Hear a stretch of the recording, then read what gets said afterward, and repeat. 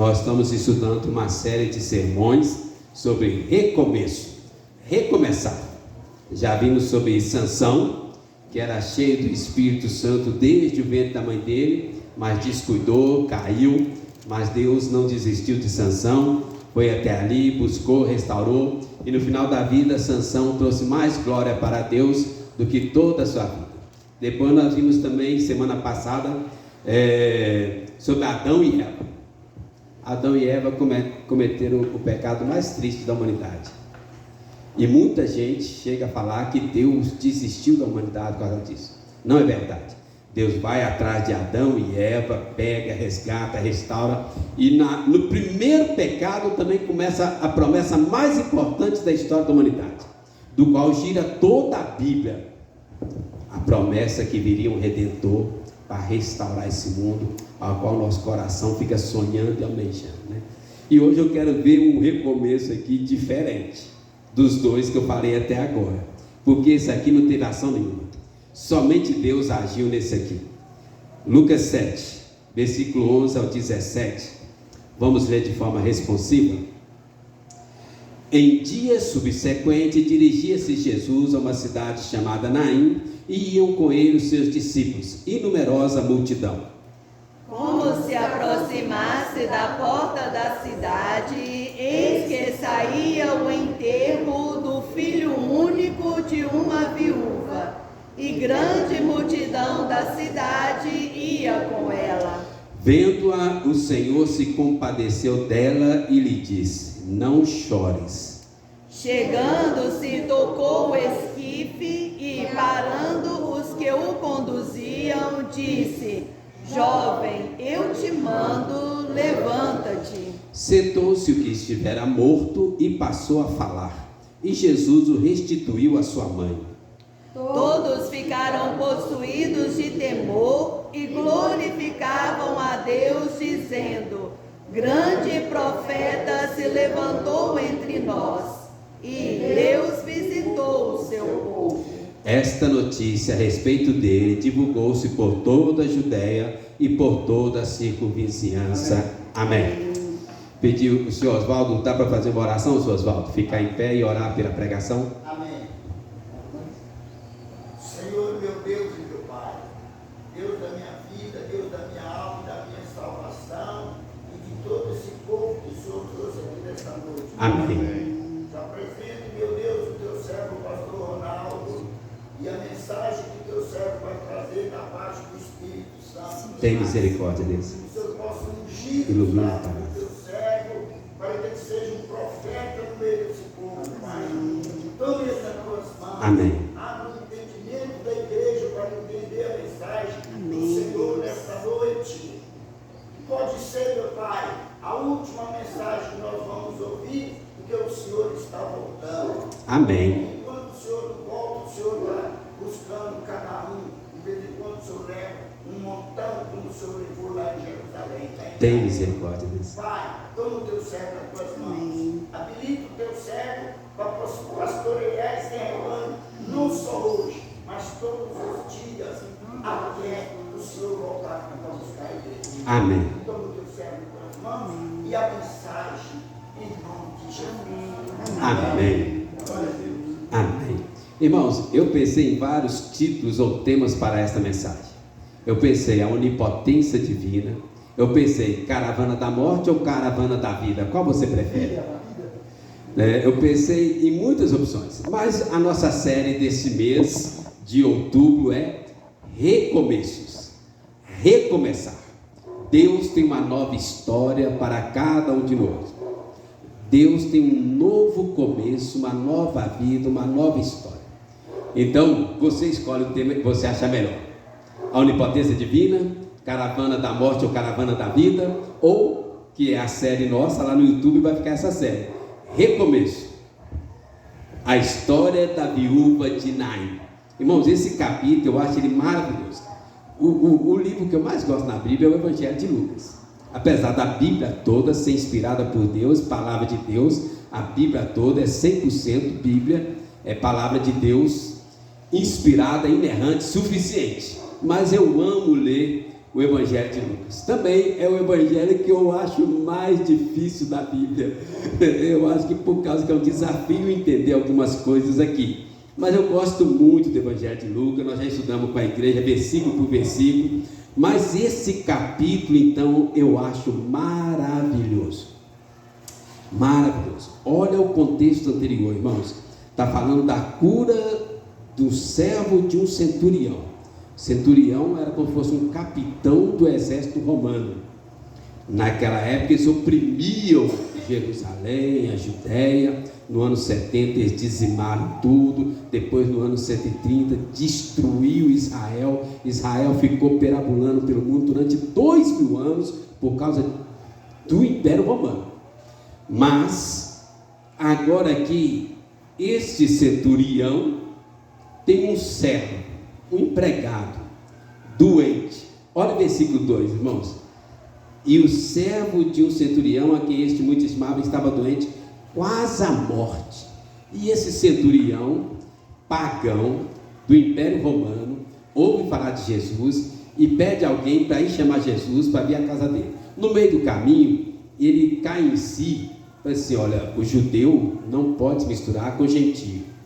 Eu sou indigno de Jesus entrar na minha casa. E aí ele manda um mensageiro falar para Jesus: Jesus, não precisa entrar na minha casa. Fala daí e meu servo vai ser curado aqui. Porque eu também sou homem sujeito a ordens. Basta uma palavra sua. Olha o versículo 7. Olha o versículo 7. Por isso eu mesmo não me julguei digno de ir ter contigo. Porém manda com uma palavra e o meu rapaz será curado. Assim como ele creu, assim aconteceu. Jesus fala assim: ó, eu nunca vi uma fé como esta, nem no meio do povo de Deus. Eu nunca vi. E aí, nós chegamos no nosso texto. Então aqui começa o capítulo, falando desse centurião, com essa fé. Ele fala com Jesus, né, algo que ainda não tinha acontecido no ministério de Jesus. Um pagão com uma fé extraordinária. Basta uma palavra, meu servo vai ser curado aqui. Do jeito que ele creu, Jesus fez e aconteceu. Beleza. Aí nós chegamos aqui, né, na história, né, a ressurreição do filho da viúva de Naim. Naim era uma cidade, mais ou menos 30 quilômetros da Galileia. Então era uma cidade pequena, num canto, chamava Naim. E tinha uma viúva. A gente não sabe o nome da viúva, a gente não sabe o nome do filho da viúva. A gente sabe que tinha Jesus chegando na cidade com os seus discípulos, uma multidão atrás de Jesus, e quando ele chega na porta da cidade, estava saindo o povo lá, a caravana da morte, levando o menino para ser sepultado.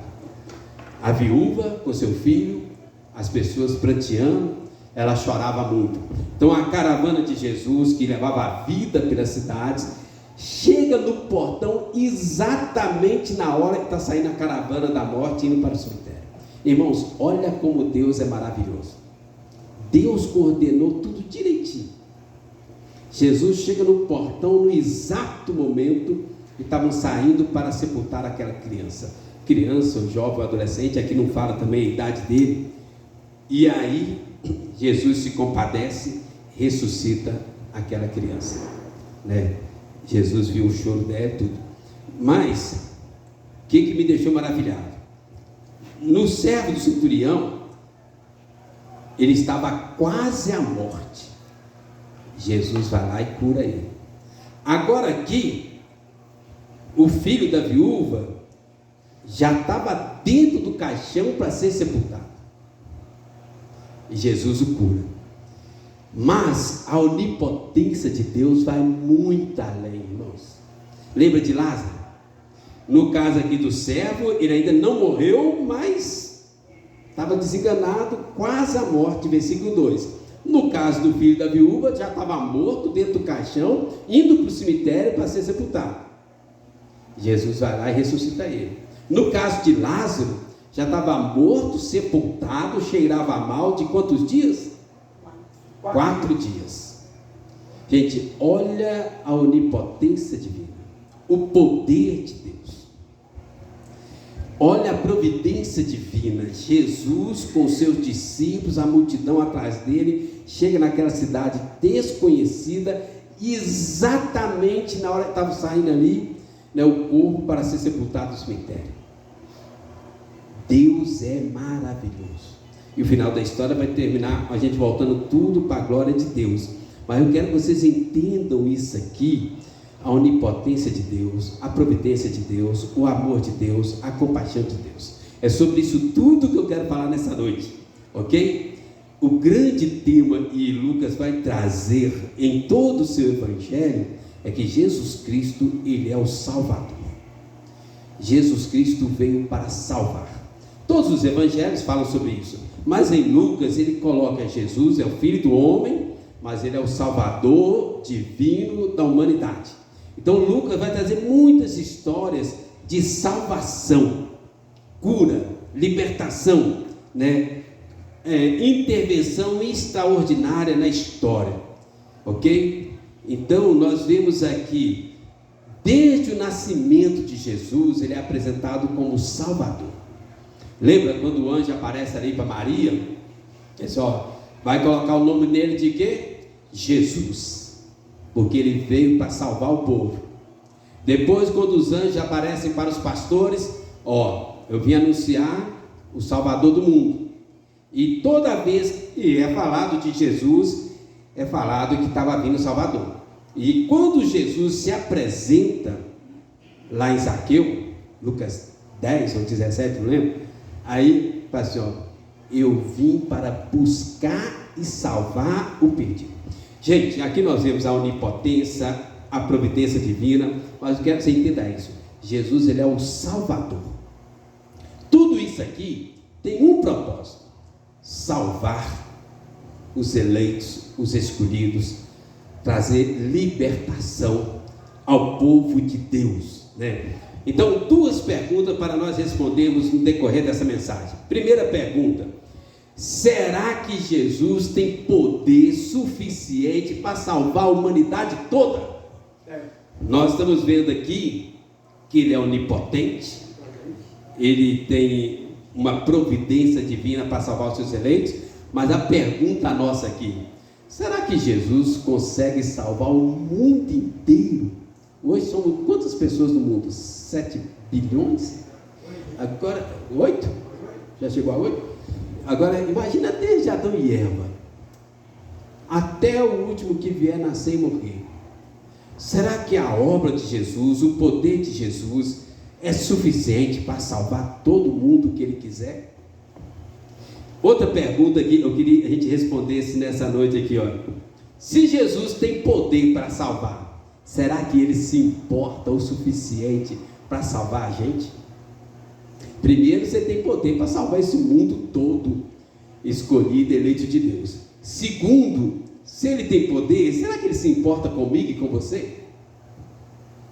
Será que Jesus se importa o suficiente para vir ao nosso encontro e nos salvar nas nossas mazelas e pecados? Então nós vamos ir para o texto aí, vai aí, Lucas 7, versículo 11. Eu quero ver com vocês aí 3 pontos. Primeiro, Jesus é Deus e é onipotente. Ele tem poder para salvar todos aqueles que ele quiser, ou que o Pai o dá, ou todos os seus eleitos. Olha no versículo 7, nós já falamos, com uma palavra ele salvou o servo do centurião da morte. E eu creio que esse centurião também, né, veio a ser salvo espiritualmente. No versículo 9, Jesus fala: nem mesmo em Israel achei uma fé como esta. Uma palavra, irmãos, uma palavra apenas, e Jesus salvou o servo, salvou o servo fisicamente, curou da morte, salvou o centurião espiritualmente, e quantas outras pessoas ele quiser. Gente, Jesus, ele é Deus onipotente. Jesus não precisa de grandes coisas, basta uma palavra e Jesus muda a sua história. Uma palavra e Jesus faz um começo, um recomeço, uma nova vida, uma nova história na minha vida, na sua história. Uma palavra, Deus muda tudo na nossa vida. Uma palavra. Basta uma palavra e ele curou o servo de longe. Irmãos, isto é maravilhoso. Isto aponta para a onipotência de Jesus. Agora olha no versículo 14. Jesus ressuscitando o filho da viúva. O que ele usou? Uma palavra.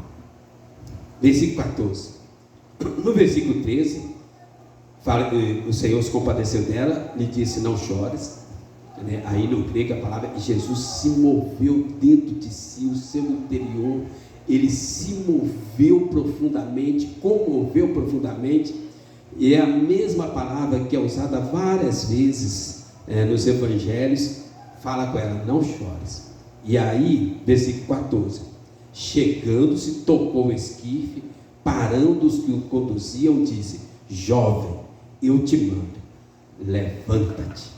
Uma palavra curou o servo centurião, uma palavra ressuscitou o filho da viúva, uma palavra, e ele muda a nossa história poderosamente, completamente, faz um recomeço, uma nova vida. Irmãos, Jesus tem uma palavra para mudar a gente, as escrituras sagradas. Nós precisamos valorizar a palavra de Deus, a pregação da palavra, as escrituras sagradas. É muito triste a gente ver hoje, a gente vê igrejas desprezando a palavra, a gente vê pessoas desprezando a palavra, né? Mas basta uma palavra de Jesus e ele muda completamente a nossa história. Pastor, o senhor não sabe a história que eu estou vivendo hoje. Eu não sei a história de cada um aqui, mas eu sei quem é Jesus. Eu creio profundamente. Uma palavra e ele muda a sua história e faz um recomeço, um novo tempo. Irmãos, não há limite para a palavra de Jesus. Não há limites para o poder de Jesus. Independente das circunstâncias que nós estamos vivendo hoje, luto, dívidas, desemprego, guerras, uma palavra e Jesus muda tudo. Uma palavra e Jesus muda a nossa vida, muda a nossa história, muda a nossa família. O centurião, ele achava que o servo dele estava quase morto, e estava mesmo, versículo 2, quase morto. A viúva de Naim, da cidade de Naim, ela não achava, ela sabia que o filho dela estava morto, dentro do caixão. Mas uma palavra Jesus curou o servo, uma palavra Jesus ressuscitou o filho da viúva. Irmãos, eu quero que a gente entenda isso aqui. Bastou uma palavra e Jesus mudou a história daquela cidade toda. E até nós hoje, uma palavra é suficiente. Jesus mudou a história deles e fez um recomeço. Um recomeço para o servo, um recomeço para o jovem filho da viúva, um recomeço para aquela viúva. A gente já imaginou a situação daquela viúva? Basicamente ela não tinha futuro, sem marido, sem filho, viúva. Naquela época era muito complicado, mas Jesus muda completamente, radicalmente toda essa história com uma palavra. É isso que eu acho maravilhoso, irmãos. Então, irmãos, eu quero que você guarde isso aqui, olha. Deus tem uma nova história para nós. Recomeçar. E com uma palavra é mais que suficiente para ele fazer isso. Mas eu quero que você guarde isso aqui, ó. Jamais limite o poder de Deus com a sua fé limitada. Jamais limite o poder de Deus com a sua fé limitada. Jesus precisou apenas de uma palavra para mudar toda essa história aqui do centurião, seu servo, a viúva e seu filho. Uma palavra apenas. Jamais limite o poder de Deus com a sua fé limitada. O poder de Deus está diretamente ligado, ou intrinsecamente ligado, ou proporcionalmente ligado com a nossa fé. De acordo com a sua fé em Deus, é o que Deus vai fazer. Se você crê, Deus vai fazer uma nova história na sua vida. Se você acha que está difícil demais, então está difícil demais. Ok? Abre Hebreus 11:1, por favor, rapidinho, é um versículo conhecido.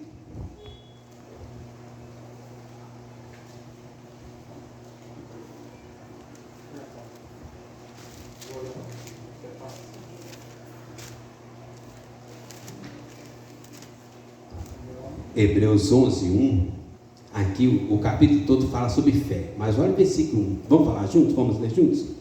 Ora, a fé é a certeza de coisas que se esperam, a convicção de fatos que se não veem. Irmãos, isto é fé, certeza de coisas que se esperam. Se você espera, é porque você ainda não tem, mas você tem uma certeza, entende? A convicção de fatos que se não veem.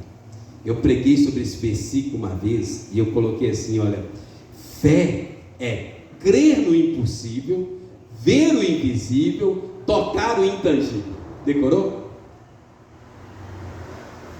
Jamais limite o poder de Deus com a sua fé limitada. A nossa fé é limitada. Nós precisamos alimentar a nossa fé através da oração, pregação, leitura da palavra, culto doméstico, a comunhão da igreja. Nós precisamos alimentar a nossa fé.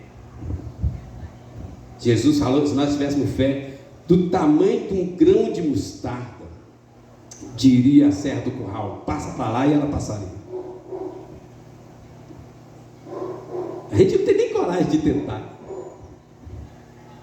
Fé, crer no impossível, ver o invisível, tocar o intangível. Isto é fé.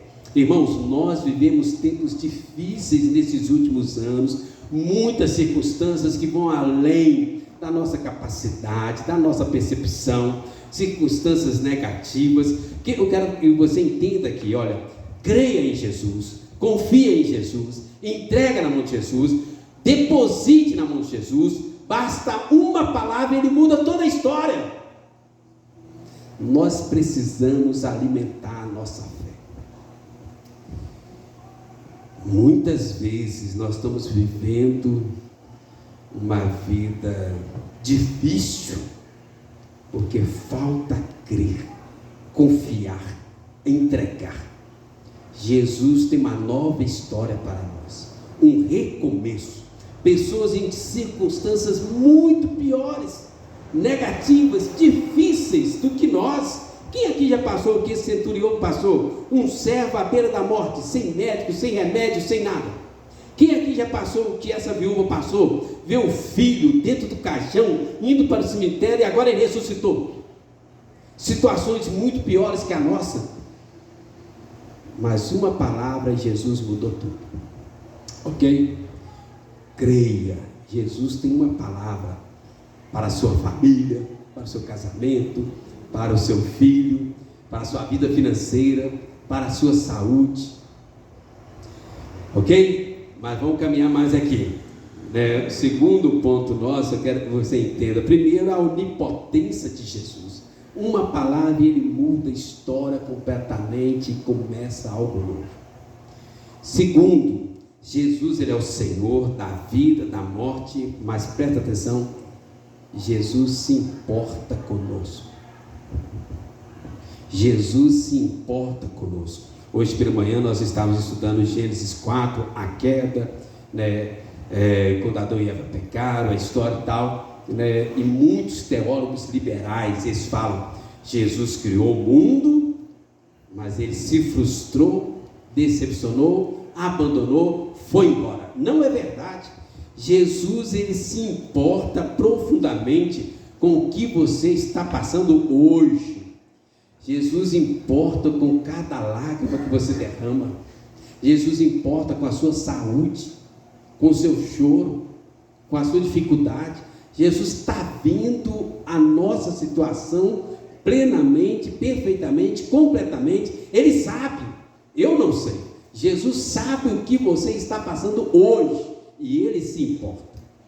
Olha aí no texto, vocês estão vendo aí, olha, no versículo 2. E o servo do centurião, a quem este muito estimava, estava doente, quase à beira da morte. Irmãos, o centurião era comandante do exército romano. Roma estava oprimindo Jerusalém, o povo de Deus, os eleitos, aqueles que Jesus tinha escolhido. O Império Romano estava massacrando a Judéia.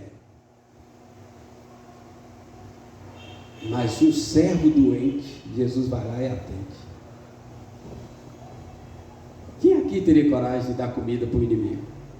Quem aqui teria coragem de dar remédio para o inimigo? Entende? Jesus, ele vê o coração daquele centurião. Jesus se importa com aquele empregado. E servo aqui é como se fosse um escravo que não tinha direito a nada. Do centurião, não era nem um soldado do império, não fazia parte do exército, mas o centurião se incomodou com o seu empregado, estava à beira da morte, e Jesus também se incomodou com o que estava incomodando o centurião. Talvez o servo nem sabe o que aconteceu com ele, mas Jesus se importou. Olha agora a viúva aí, versículo 15. Olha só o versículo 15. Sentou-se o que estivera morto, passou a falar, e Jesus restituiu a sua mãe. Olha esse detalhe, Jesus restituiu a sua mãe. Quando Jesus estava chegando na cidade, com seus discípulos, com a multidão que o seguia, Jesus dá de cara com aquela caravana, a caravana da vida chegando na cidade, a caravana da morte saindo da cidade.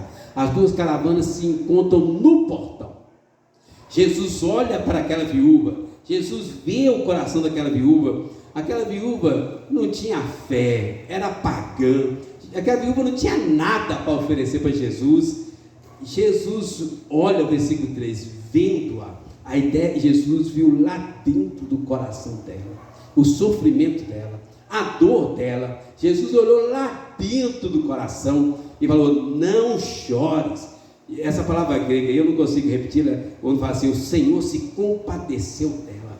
É uma palavra muito grande, um significado muito profundo. A ideia é que Jesus se moveu dentro de si profundamente, como se o próprio coração de Jesus tivesse doído, como se fosse o próprio filho de Jesus que estivesse sendo sepultado. Jesus se compadeceu profundamente. Não chores. E aí Jesus toma a iniciativa, como sempre, chegando, se tocou o esquife, parando os que conduzia, disse: jovem, eu te mando, levanta-te.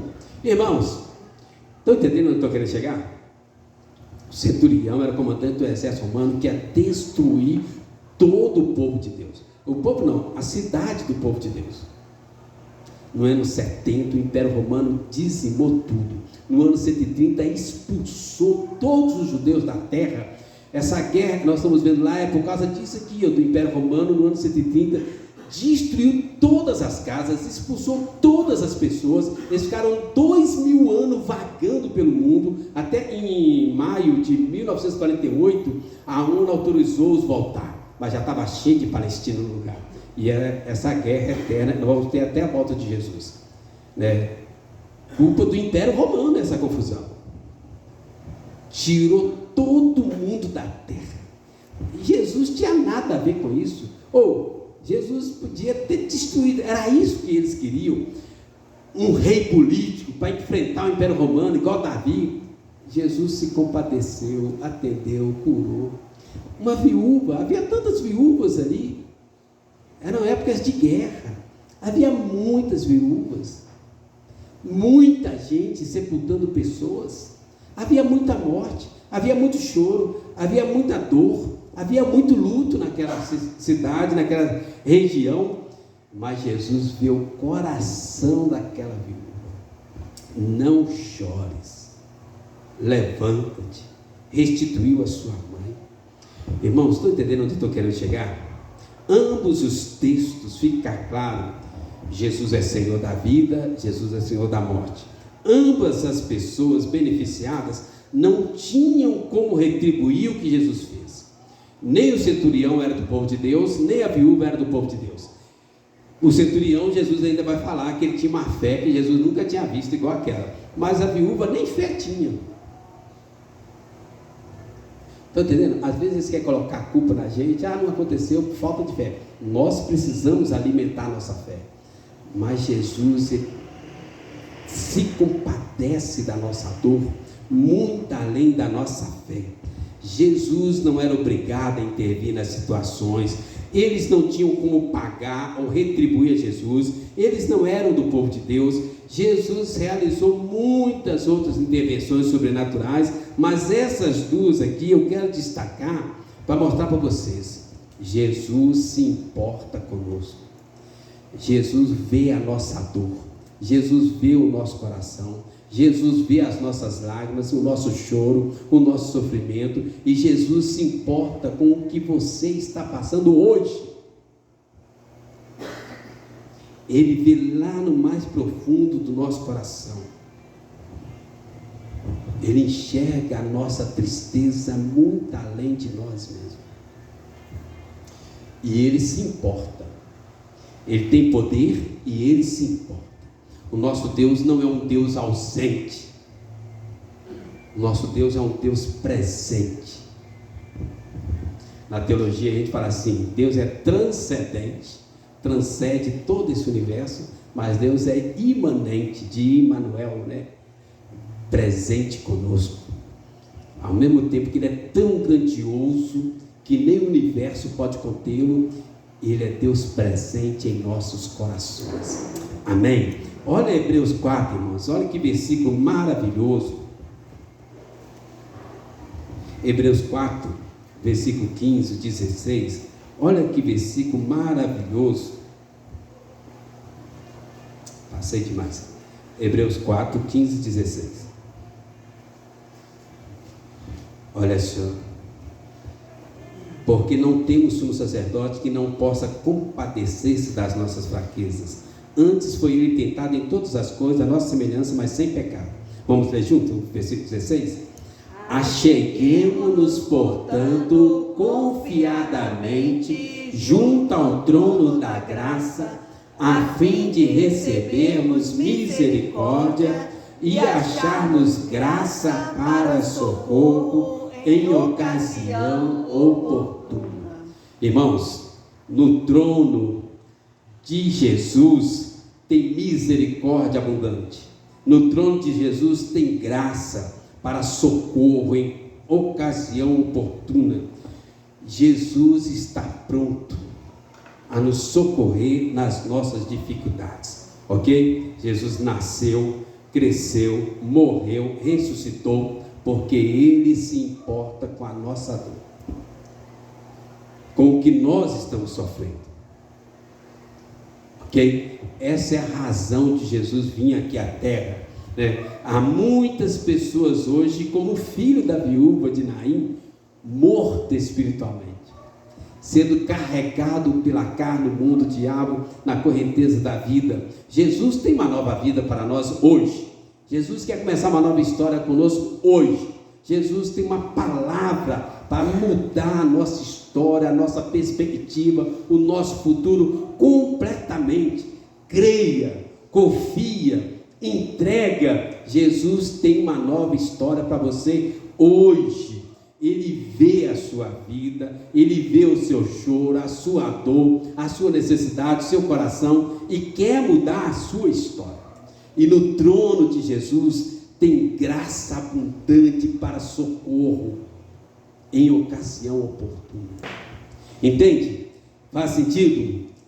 Uma nova vida, uma nova história, um recomeço. E o último aqui, para a gente fechar: Jesus vivia para glorificar a Deus, assim também nós temos que viver.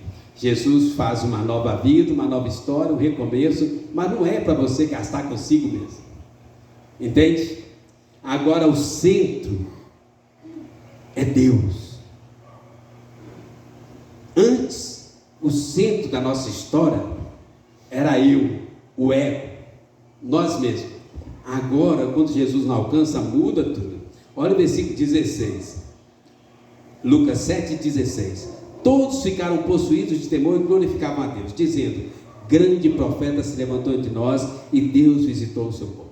Tudo isso que Jesus fez foi por compaixão, mas foi visando a glória de Deus. A vida de Jesus toda girava em torno da glória de Deus. Toda a sua obra, vida, morte e ressurreição, é para a glória de Deus. Irmãos, presta atenção num detalhe aqui muito importante. Você não é o centro do universo. Jesus se compadece, Jesus vem ao nosso socorro, Jesus dá uma nova vida, uma nova história, um recomeço. Mas você não é o centro do universo. Porque se a gente se nós começarmos a achar que somos o centro, que tudo gira em torno de nós, aí piora tudo. Aí vem os feminicídios, o egoísmo, bullying, racismo. Quando nós começamos a achar que nós somos a pessoa mais importante, aí complica a situação. Jesus se importa conosco, mas o centro da vida de Jesus não somos eu e você. Tem muitos pregadores na internet falando isso. Você é o centro da vida de Jesus. Não é verdade. Jesus é onipotente, Jesus nos ama, Jesus se importa, mas o centro da vida de Jesus é a glória de Deus.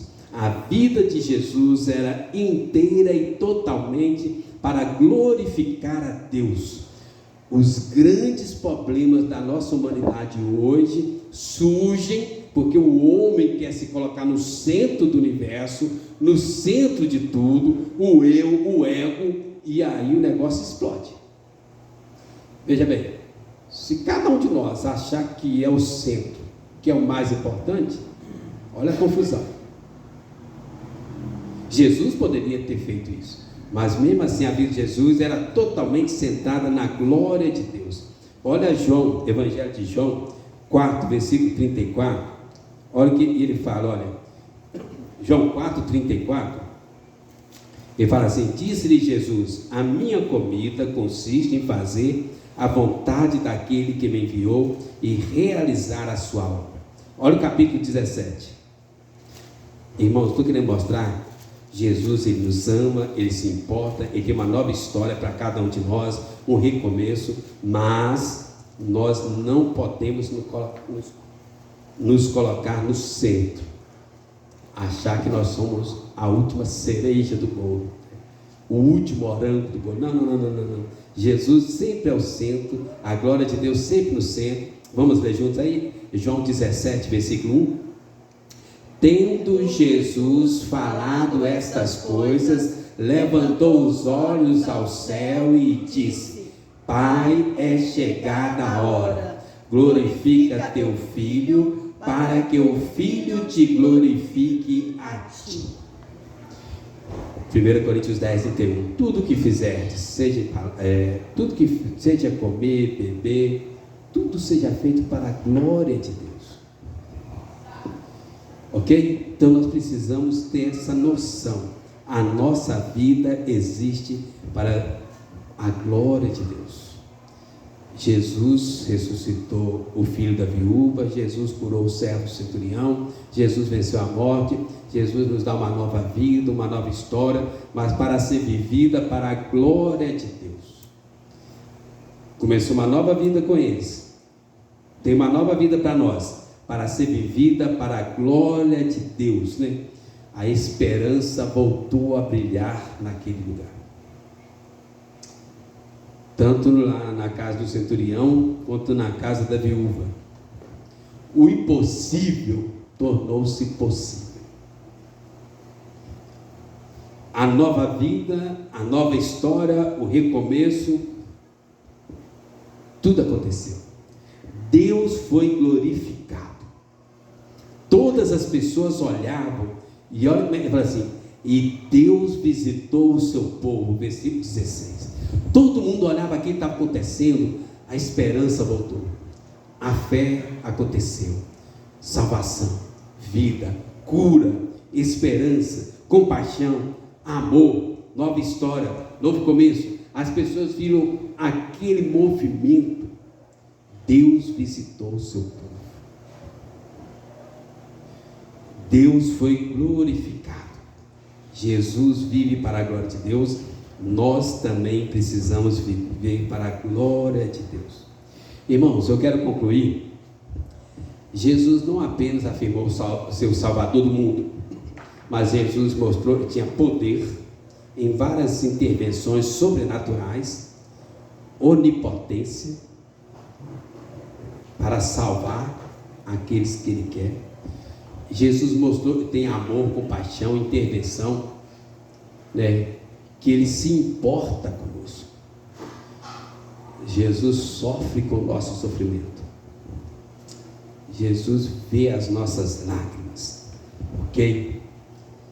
Mas também eu quero que você entenda isso. Creia, confia, entrega. Jesus tem uma nova história, um novo começo, muito maior e melhor do que nós vivemos até agora.